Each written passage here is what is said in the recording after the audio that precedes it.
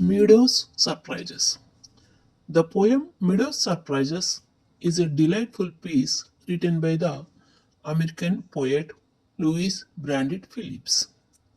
At first, the poet invites the readers to walk through the meadows, promising a world of delight, highlighting the beauty and activity of the meadows. The poet describes the meadows as a place where butterflies and bees are busy collecting nectar from flowers. Here, the poet describes a rabbit's burrow hidden in the meadows and its careful preparation and attention.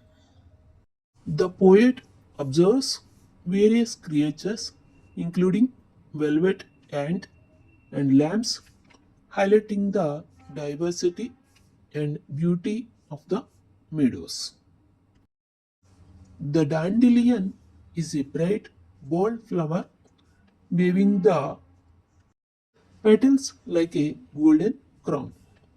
The image is one of beauty and majesty. It serves as a symbol of beauty and wonder of the nature. The poem Meadows Surprises is a celebration of nature's beauty and wonder.